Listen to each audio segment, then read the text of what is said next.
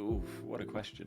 It's funny, I'm used to interviewing people, not answering questions on an interview. Honestly, it's before its time, and I think that's growing, and it's going to be a really interesting thing over the next few years. And I really think that is the future. It's just got to work its way through, and I think to be able to bring something like attribution to PC and console, which kind of hasn't existed before now, it's just been a dream.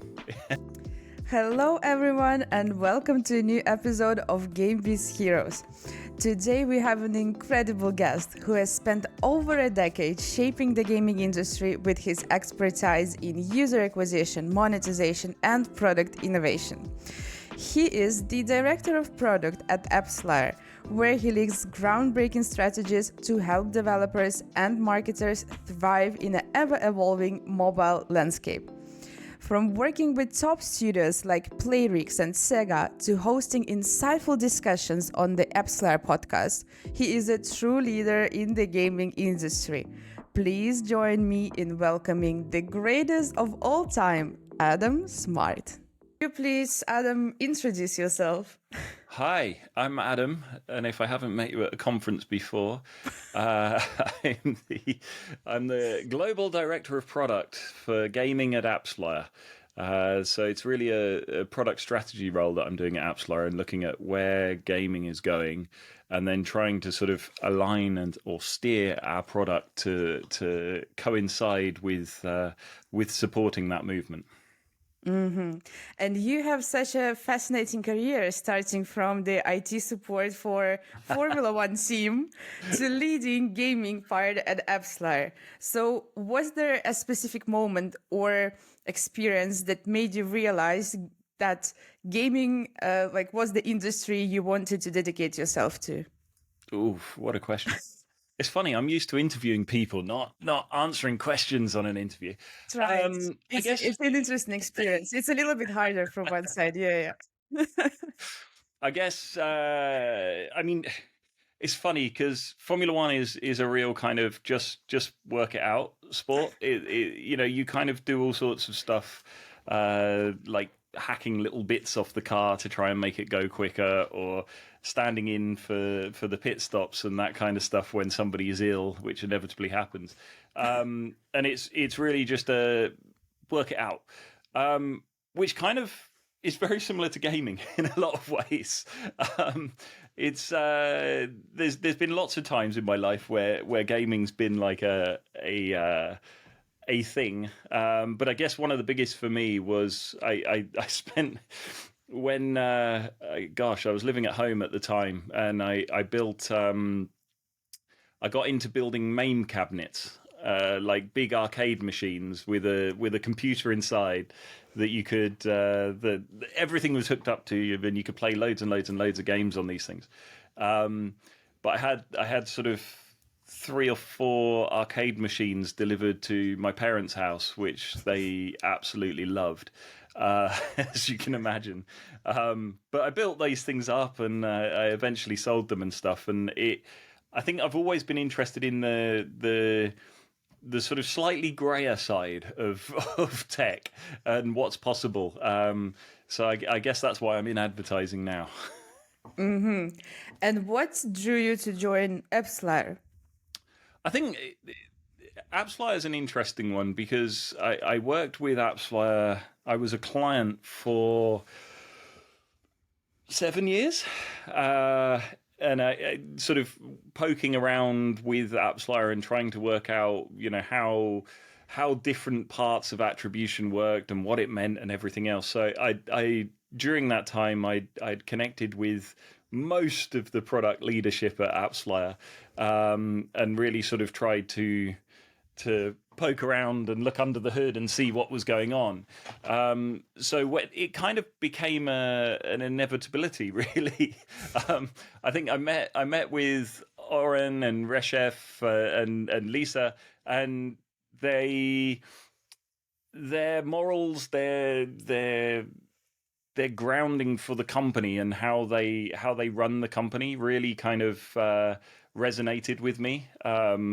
This kind of think as an entrepreneur and that kind of thing. It really it really sort of captured my imagination and got me very much into the company ethos. It was inevitable, I'd like to say. So your like AppsFlyer mission aligned with your personal also passion for technology and gaming, and it's like a perfect match happened. But look, it's not necessarily the technology. It's the when you think about it, mobile marketing is crazy. Like the entire world of mobile marketing is crazy. Back from the early days when it was, the practically the Wild West, to now where we have Scan and Privacy Sandbox and everything else is coming in. It's been very much a sort of figure it out kind of environment, and that's the type of environments that I thrive in. And now with being at AppsFlyer, it's very much, we're still trying to keep track of the mobile landscape and to really bring what extra we can and work out different ways of being able to bring that extra in. So it's really that kind of thinking, I hate saying it, but thinking outside of the box and really trying to work out different ways that we can make stuff happen for our clients. I think it's so much fun. And is there one innovation or its trends that you're particularly excited about? In gaming, I think the thing that I've been most excited about for years is twofold actually. One is PC and console, and that's why when I first started at AppsFlyer, we sort of brought in the PC and console attribution and stuff, and I think that is. Honestly, it's before its time, and I think that's growing, and it's going to be a really interesting thing over the next few years, especially with the way Steam is just getting bigger and bigger and bigger and growing. It's just exciting. And the other is VR, which I don't think we've actually seen the tip of the iceberg of yet. I think it's still a way off, but the just playing. God, when I remember being at a Facebook F8 conference in San Francisco years and years and years ago, when they first bought Oculus, and I remember sort of getting a demo of Oculus Rift, I think it was, just before it was released. And it just blew my mind, like actually being inside a game and having everything going on around you. And I really think that is the future. It's just got to work its way through, and technology's got to catch up and stuff. But that's the one that I'm really excited for. What's your favorite VR game? It is. I really like the Star Wars. I can't think what the name was. But there's actually I can't remember the company that makes it, but it's. A cornhole game. So you're actually throwing like bean bags, like the little bean bags, through a hole in a block of wood. I know it sounds ridiculous, but it's actually a sport in the US. And playing it, because you're like in the game, you're actually like in a back garden of a really nice house. And I remember being in lockdown and stuff, and having playing this, and spend hours sort of trying to throw this beanbag through the hole of this block of wood. Either that one or walkabout mini golf. That was fantastic as well. But it's also kind of like a workout, right? You need to throw something, play golf. It's a nice thing. You play, you learn, you exercise. Yeah, VR is cool. I remember this VR game. I can't remember what's the name of it, but for sure everyone knows it. With the sound, you need to, break the boxes, and it's with the different music. Beat Saber. Yes, Beat Saber. Yes. It's actually like if you would play it for 20, 30 minutes, it's a good exercise. Yeah. It's actually a good exercise. So yeah, when it was like on top of the charge, I remember I was also playing it, and it was like I can go to the gym or I can play VR. That's a fantastic game as well. A fantastic game. Yeah. Yeah, with the nice music, 2010s hits. Yeah. Lockdown all the way. Yeah. So what has been, let's say, the most memorable or rewarding project you've worked on so far?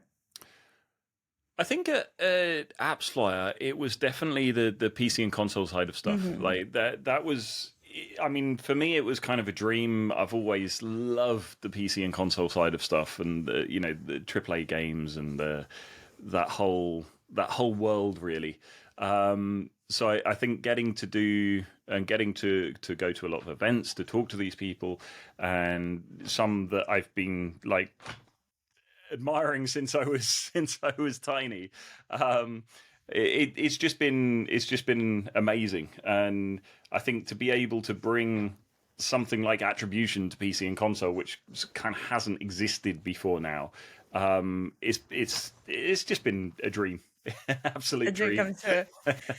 And growing up with, with Sega, Nintendo, all these kind of projects must have been so fun. So what's your favorite childhood game?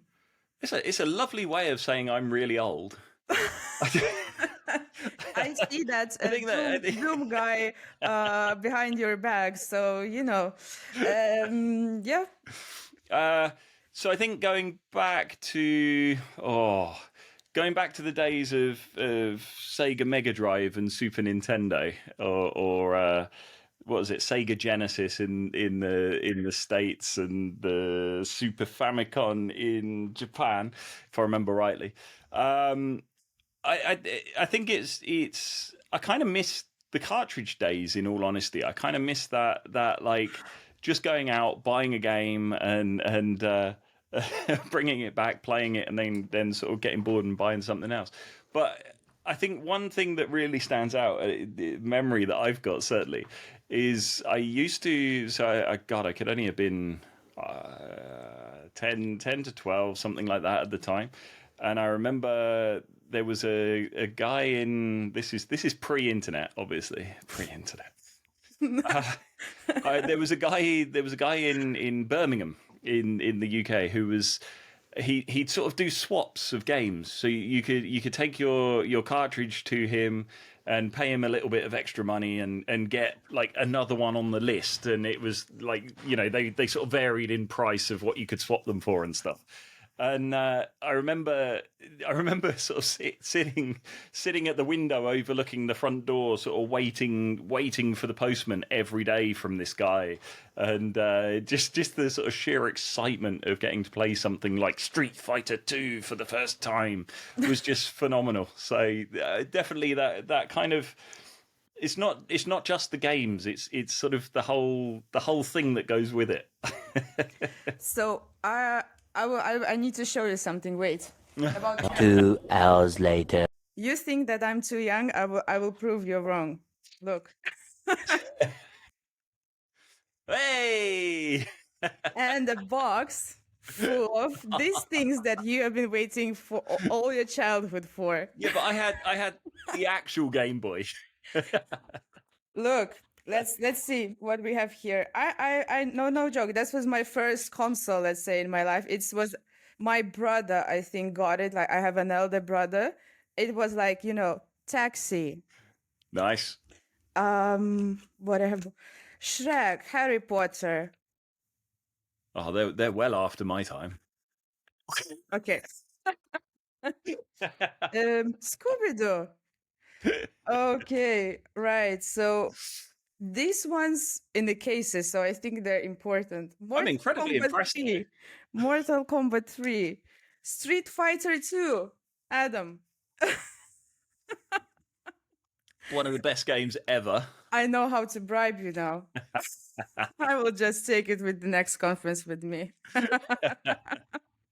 So yeah, I understand you. It's an awesome thing. It still works. It actually still works. It's just batteries, and I think it will never.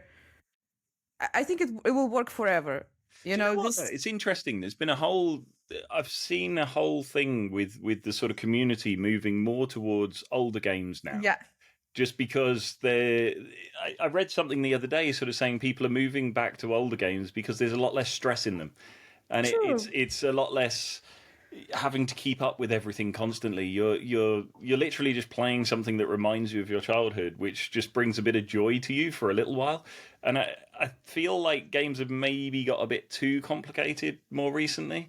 So it's interesting. It's interesting. I kind of like that. I kind of miss the arcades, if I'm honest. Like Okay, being able to just go and play something for a little while. okay, I will take it with me for the next conference. and everyone will just stay and play, this Mortal Kombat 2 on the Exactly. Game Boy. Make sure to stick around until the end of the episode, because I've partnered up with the top gaming conferences to bring you some exclusive discounts. I'll be revealing a special promo code you don't want to miss.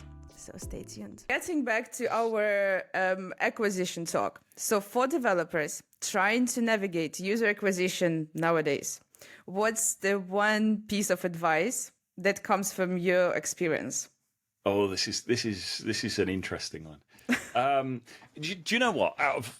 So I've got a podcast called UA Legends. Go listen to that. That's the one piece of advice I would give to anybody. Find it in the description below. But outside of that, on a serious note, I think the biggest thing that springs to my mind is question everything. Like you can't go in thinking that the numbers that you're seeing are correct and thinking that even down to a column in the database, how that has been calculated is correct. You need to question everything as a UA manager, and UA managers' jobs have got more and more complex over the last few years. You've got to be very on it with creative. You've got to be very on it with AI. You've got to be very on it with analytical skills, problem solving. There's so many different things. But getting advice from everybody, I think, is really useful. But also being able to figure things out for yourself and to try and question everything that's going on, why it's happening, what's happening, and should it be happening? Is there another way of doing something? I think that's the biggest skill that there is in UA at the moment. Mm-hmm. And how do you personally stay inspired and ahead of the curve in the industry that changes so fast? I think it's not, for me. It's not really. It's not keeping up with it. It's enjoying it, and I think that's a big difference. It never feels like a chore, sort of trying to keep up with different technologies, and because I love being one of the first to play a new console or whatever it may be. So I think it for me it's being me, which kind of is relatively easy for me. Just be Adam Smart and everything will be Just easy. enjoy it. The best advice we hear today. Okay. So maybe do you have any hobbies, books or mentors also that keep you sharp? Oh, gym. Like I used to run double marathons, but that was a long time ago. So now it's literally just the gym. I find it's my therapy, and it's how I can keep going a lot of the time. And prepare for the long conferences, standing, walking there, running from side event to side event. You need to go to gym. Yeah, but that's fun as well. Good. So let's move on to the funny part. But I don't believe that the previous part was said. But anyways, so I have a couple of blitz questions for you. Okay. The answers can be short, like a couple of words, a sentence. And so let's start from the first one. Yeah. So if your closest friend had to describe you in 3 words, what would they say? Gaming gym geek. Okay. It was a quick answer. Okay. What's your guilty pleasure outside of work and not mentioning gym? Without gym, I'm guessing trampoline parks. I've Wow. recently found these with the kids, and I'm getting somewhat addicted. Okay, it was an unexpected one. It's surprisingly good fun. Yeah. And what's another surprising fact about yourself that most people don't know? These are tough questions. You're a tough interviewer. I have my tongue pierced. but I No don't now. way. I don't No. now. It's the hole's still there. I've got a really good party trick with the cocktail stick. Oh, and what is it? I can push it through my tongue. And this is the product director at AppsFlyer, guys. You're welcome. Okay, Adam. Okay, we will play Game Boy, and then you will show your trick. Okay. What is your favorite travel destination and why? Tokyo, because it's amazing. And it's basically the home of old school gaming, which I just, love it. Yeah. Absolutely loved it. Got to go there last year, and it was just the best thing ever. Mm. And what is your favorite conference and why? Now that's a hard question. I'm gonna go with actually it's two. There's two. So PGC London, I have to say, because Chris would kill me if I didn't. But also it's a fantastic conference, and everyone's there. There's a whole load of excitement because there's just been Christmas, and then everybody's just dying to get to a conference again. So definitely PGC London, but also actually, do you know what? Gamescom is going to be the next one on my list because it's just so much fun. Like the only place, it's one of the only conferences of the year where you can be walking around like a business part in like with people in business attire, and then sort of have Deadpool throwing a banana at you as you're walking along. You know, I mean, where else do you get that? Yeah, probably only at the Gamescom. And what about PGC Barcelona? Are you excited? Yes, I'm looking forward to PGC Barcelona. Is it the first one in Barcelona? Yeah. First one in Barcelona. The first time PGC is coming to Barcelona, and I hear that everyone is so excited. So I'm also curious how it will be. It's got one of my favorite things, which is sun. So like, yes, it's going to be amazing. Yeah, it will be amazing weather because it's like the beginning of summer in Spain, which is not too hot, not cold. Barcelona, beautiful architecture, beautiful PGC. So yeah, I'm super excited also for Barcelona. Okay, the next question is, let's imagine that you can have a coffee tomorrow with any person, like game developer, publisher, just a person from the gaming industry. Who would it be, and what's the first thing you would ask them? I mean, my first answer, if you'd have asked me this last year, my answer would have been John Romero. Yes. Yes. But I got to meet him and I got to interview him. So I can't use that one anymore. So instead I would go with, I think the next one on my list would be like Mike Montgomery, something like that. And you're probably going, who the hell is that?